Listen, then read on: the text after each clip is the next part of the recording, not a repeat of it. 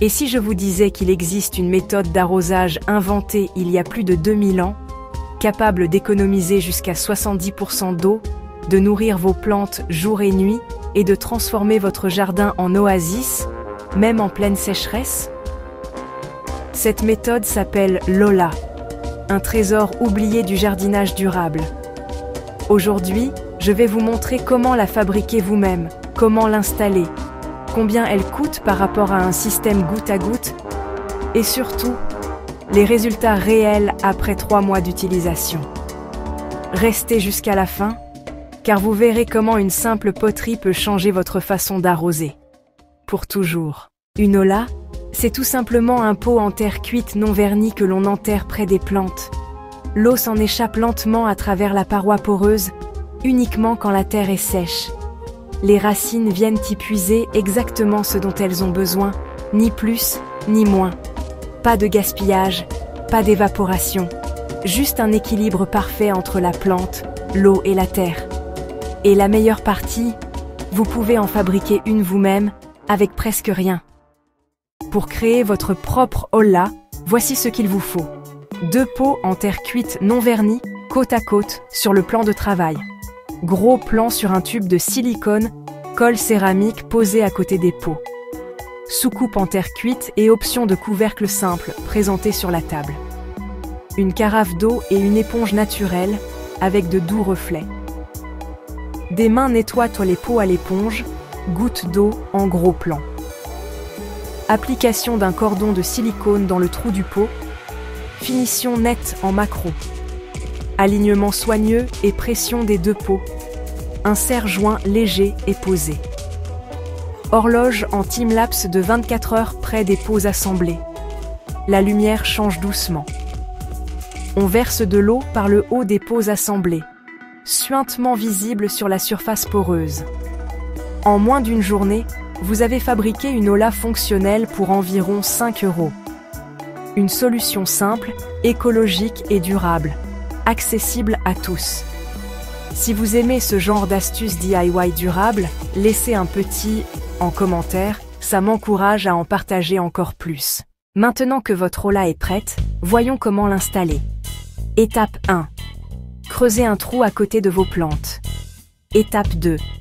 Enterrez Lola jusqu'à son col. Étape 3. Remplissez-la d'eau.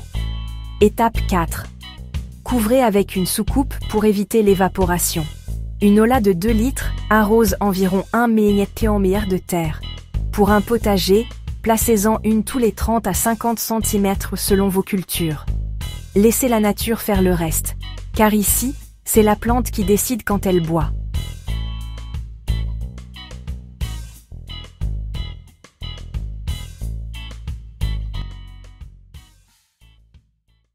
Vous vous demandez peut-être, est-ce que les Lolas sont meilleurs que le système goutte à goutte? Regardons la comparaison. Les Lolas fonctionnent sans électricité ni tuyaux. Enterrées près des racines, elles libèrent l'eau exactement quand les plantes en ont besoin. 0 gaspillage, 0 entretien. Le goutte à goutte, lui, demande des tuyaux, des raccords, parfois une pompe, et un entretien régulier à cause du calcaire ou des bouchons.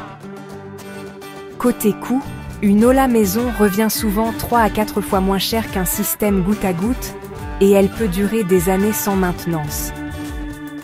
Si vous aimez cette astuce pour économiser l'eau et rendre votre jardin plus autonome, abonnez-vous maintenant pour ne rien manquer de nos conseils écologiques.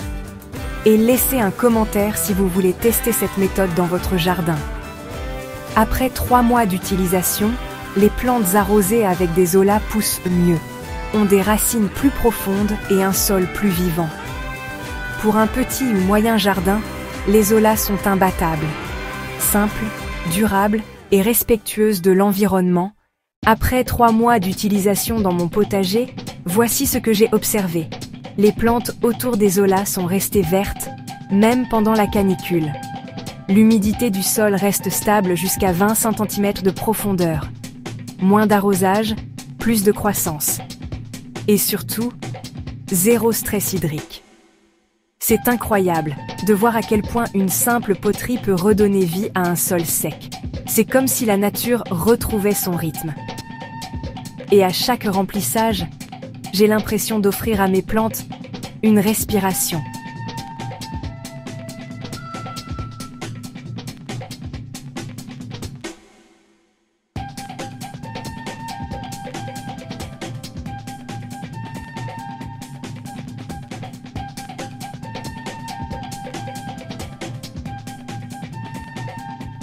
Est-ce après, végétation luxuriante, macro d'une goutte lente s'infiltrant dans le sol. Si vous aussi vous croyez qu'un petit geste peut avoir un grand impact, partagez cette vidéo pour inspirer d'autres jardiniers à adopter les Zola. Ensemble, on peut rendre nos jardins et notre planète plus verts. Pour garder vos Zola en parfait état,